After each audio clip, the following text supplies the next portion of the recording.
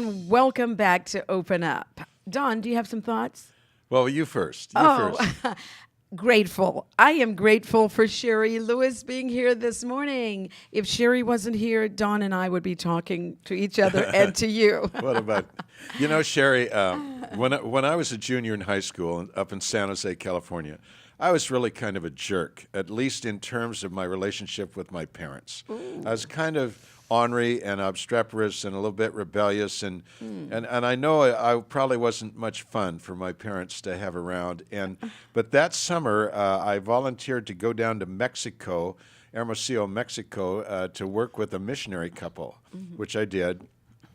And they turned out to be a couple that just argued all the time. It was miserable being around them. I got a amoebic dysentery, and so I'm lying out in 110-degree heat, running back and forth to the bathroom. There's no air conditioning. The shower is just warm water. It was a miserable, miserable summer. One of the worst I've ever spent. But when I got back across the border, I literally got out of the bus, got down on the ground, and kissed American soil. And when I went back to my home with my parents, I was grateful for everything. Oh, Dawn. For clean water coming out of the tap, for a bed to sleep on, for clean sheets, for a pillow to put my head on, for carpets on the floors to walk barefoot on, there were just everything I was grateful for. And it made just the most wonderful last year I had with my parents. We just had this most joyful time together, and it was all because of gratitude. So, probably most kids go through that in their lives, and it's later in life when they realize their parents had them at their heart, and they loved them the most and would do anything for them. And so you learned it early. And I'm so glad. I'm just so glad for that year with my parents, because we just, and so grateful for them and their love and their provision and exactly what you said. And I just saw how gratitude in my life has just made such a difference in my relationship with people, just being grateful for them. Wow. That is, Sherry, tell us. I've got the Guadalajara story. We're talking about Mexico here. Okay, all right. It worked out. Story. We went down to Guadalajara. My son was in medical school down there, and in front of a big cathedral, it's a big courtyard. All of these locals come out and sell their wares and set up little booths there. Corn on the cob and beads and jewelry and paintings and all of these things are in this courtyard. And over in a corner, there was this bright light up above, and a lot of people were gathering around this woman. And I walked up to there, and I could hardly believe my eyes. There was this woman. She had been born without arms and was crocheting doilies with her feet. Oh, my gosh. I could hardly believe it. As I just sat there, I could feel the tears and the emotions well up in my soul, and I couldn't even believe it. She had this smile on her face. She was so happy. This is how she was taking care of herself and crocheting these doilies. And I thought in that moment how grateful I was for my hands, because everything I had done in my life, making the bows, decorating Christmas trees, scrapbooking, taking care of my family, cooking, everything I had done in my life, I had done with my hands. And I was so grateful for my hands. Now, did I want a doily? No. But did I buy one? Yes, because it sits on my nightstand. And every morning when I get up, I see that doily. And I think about that beautiful woman that took this disability and could crochet hundreds of doilies with her feet. Yes. Yes. And then, I have a quote that I just love. It said, "I cried because I had no shoes until I saw a man who had no feet." And that story to me was just, to be grateful for your hands. Yes. And so many of the stories of my life and the experiences that I've had have been with the purpose of teaching me gratitude. And so I hope as I can get this book together that these stories will help someone else as they do that, as they read that, to think about being grateful for their hands or whatever else that they have. You know, Helen Keller was so grateful for the sun, even though she never saw the sun, and all of these things. So there's my Mexican story to go along with yours. Wow, wow. Isn't that something? I mean, the time it must have taken for the young woman to learn to do that with her feet. Yeah, to think about with that crochet hook in one foot and the thread in the other one, and making the doilies was With a smile. she was so happy.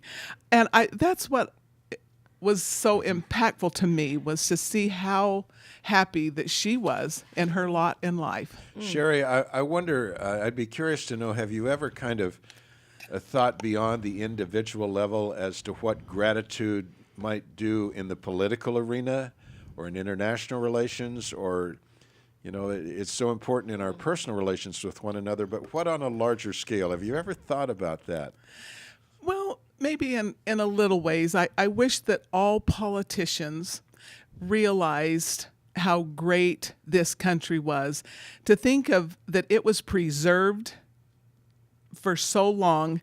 All the rest of the world was inhabited for thousands and thousands of years, but America wasn't. And to think of the progress in the last 250 years, and to think of that great Constitution, that when you travel to Mexico and you think it's just so similar to America with the beauty, but because we have the Constitution, if all of the politicians, our leaders, felt that they're so grateful for it, they would do anything to honor that, because that, to me, is what's made our country so great.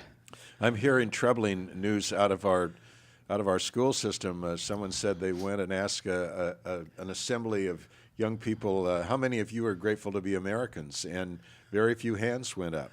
And I think what's happening is, I think rightly so, our young people are being taught kind of the darker side of American history, which we need to know about.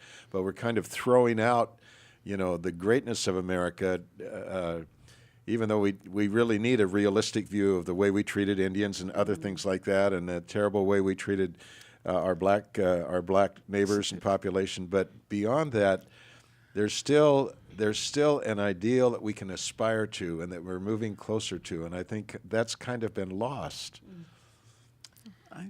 I agree. Do you have a story that might tie in with this? What Well, about not on the the political. Michelangelo and Rembrandt? Oh, okay. Yes. Well, there was a woman that she had written this story about 30 years ago. Her name is Emily Kingsley.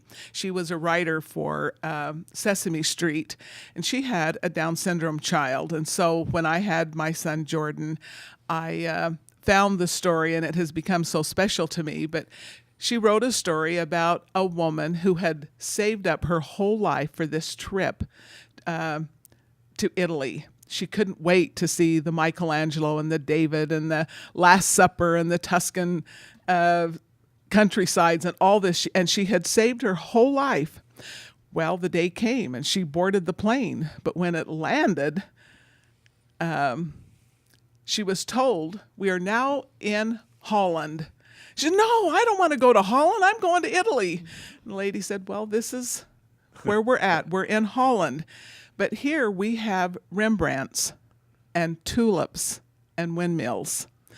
And this is how I feel so often in our lives, is we want the Sistine ceiling, we want the Michelangelo, but the Rembrandt is just as beautiful, and the tulips are as beautiful as the Tuscan countryside. And if you can see the beauty in that, and so that this woman could see the beauty in the Rembrandt. Right. And that's how she felt about describing what it was like to have a handicapped child, was that you were expecting this perfect child, and now you had to get a new books on guidebooks. You know, you had to set away the ones for the normal kids, and now all of a sudden you were going to handicap classes and learning about how they learned, and all these things were different, and it was accepting the Rembrandts in our life. And so many times it's that way. We want this one, but we get this one, and we're grateful that we have that one.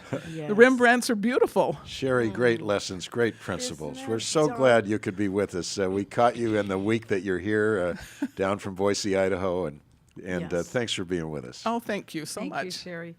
Okay, when we come Do back. we have her full screen to show? Yes. Do we? I thought we were going to continue since we had Sherry Lewis full screen. To contact Sherry, Sherry Lewis, and that would be via email, sherrylewis51@gmail.com.